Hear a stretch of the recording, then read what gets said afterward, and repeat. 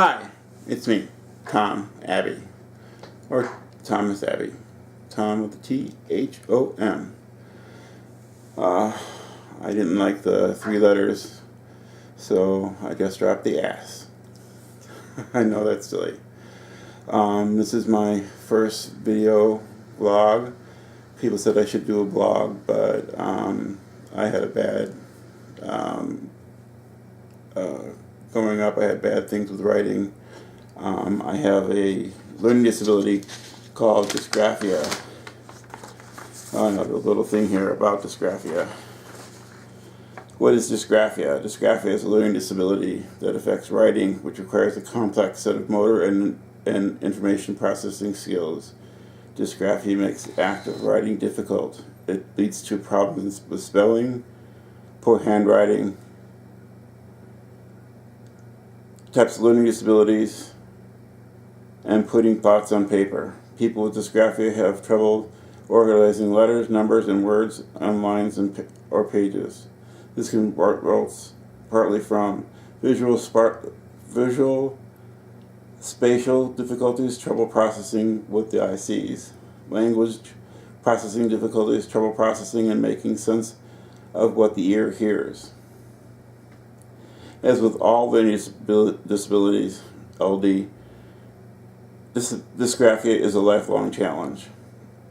Although how it manifests may change over time, a student with this disorder can benefit from specific accommodations and learning environment, extra practice learning the skills required to be accomplished writer can be helped. What are the warning signs of dysgraphia? Just having bad handwriting does not mean a person has dysgraphia. So you could have a horrible handwriting. It doesn't mean you have dysgraphia. Since dysgraphia is a processing disorder, difficulties can change throughout their lifetime. However, since writing is a developmental process, children learn motor skills needed to write, while learning and thinking skills need to communicate on paper. Difficulties can also overlap. For young children, which I had a horrible problem when I was a child, tight, awkward pencil grip and body position. I was always holding the pen the wrong way and paper the wrong way. I'm also left-handed. I'm ambidextrous. I can do most things left and right or right-handed, but I write left-handed very mostly. They avoid writing or drawing tasks. Like the plague. Trouble forming letter shapes. Inconsistent spacing between letters or words. I would skip a space in a word if something, I would write a letter, I'd be writing a word and I would skip a space for a letter, and there would be an actual space for a letter there.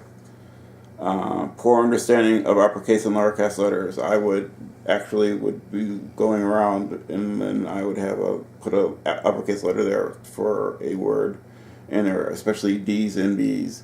I would have a big problem with D's and B's.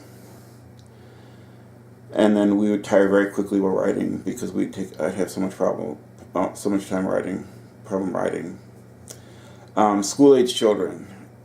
Illegible handwriting. People told me, "Oh, you should be a doctor. Your handwriting's so horrible." They thought that was such a joke. It really hurt. Mixture of cursive and printed writing. I handwrite and then I print. I handwrite and I print. I handwrite and I print. I cannot read my cursive writing. People can read that, but I cannot. Saying words out loud while writing. I don't do that too much. Concentrate so hard on writing that comprehension of what's writing is missed. So that happens to me. So I learned not to take notes. I would memorize things.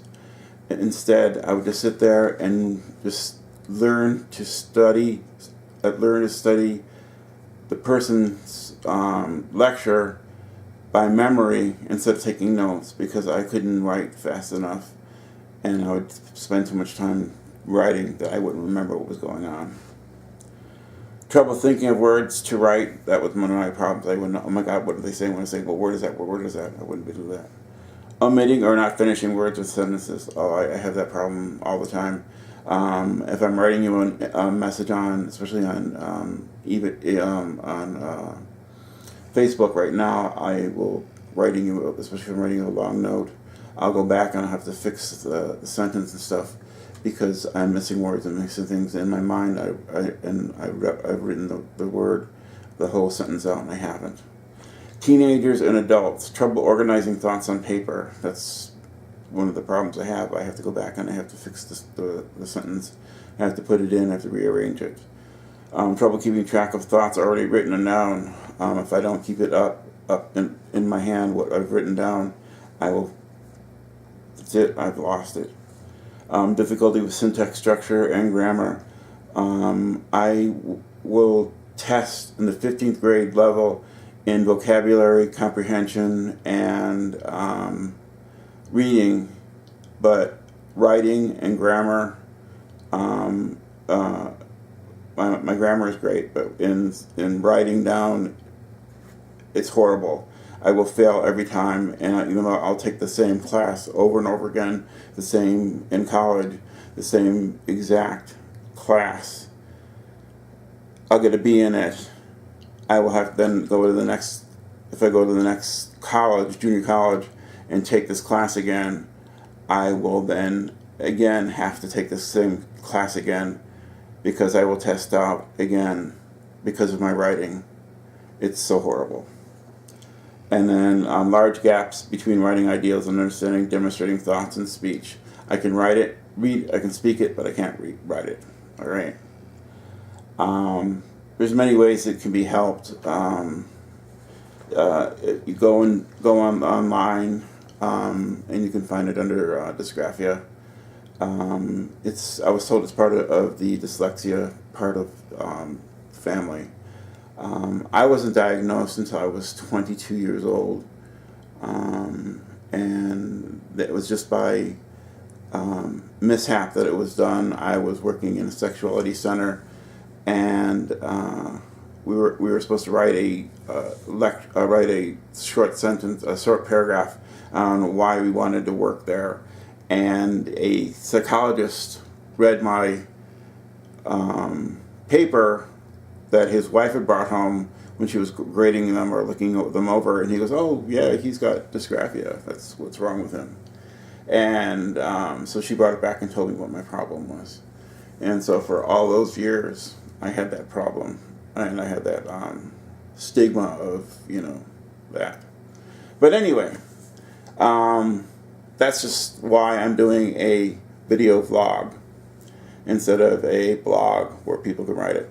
But so I want to tell people how I'm doing, how things are going in a way that we couldn't do it when I was younger.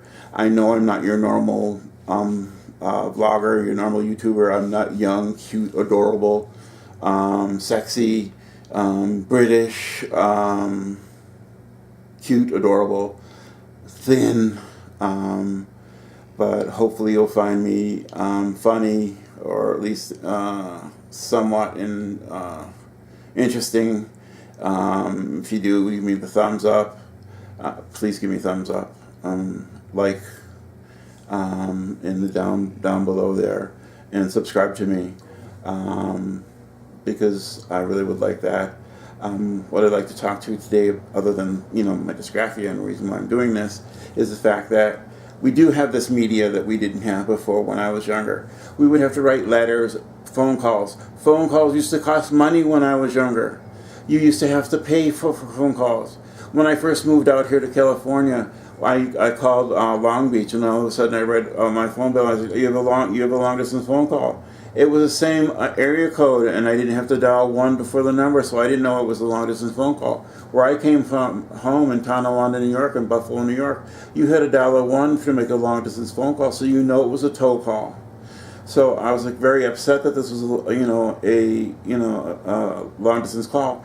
These things are gone now, but still, you only reached one person at a time with these phone calls. And letters are the same thing. You wrote these letters once a year, Christmas time, telling you about, everything that's going on. But now you have YouTube, and you can tell everyone everything is going on at once. Or you can update on your Facebook page, and people can read it at Facebook. But you didn't have that when I was younger. You write a letter to somebody, and only one person got that letter, and in a way it was good because you could hide things from people. Yes, I have a boyfriend.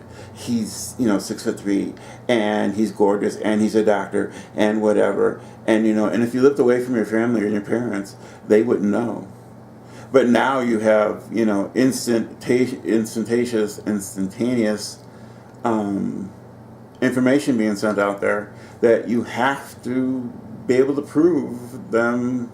Take a selfie with them, and I want to see the picture of them with them, or do a video vlog with them, and I want to meet them. Do a boyfriend challenge with them or a girlfriend challenge with them, and you can't just hide them anymore. You can't hide them anymore. So you lost that animosity that you had when you could only write with them. But this is much better because you can, you get to see the people the people that you love. And one thing I got to do is I got to reestablish a relationship with my mother that I haven't been in contact with for 30-some years on Facebook.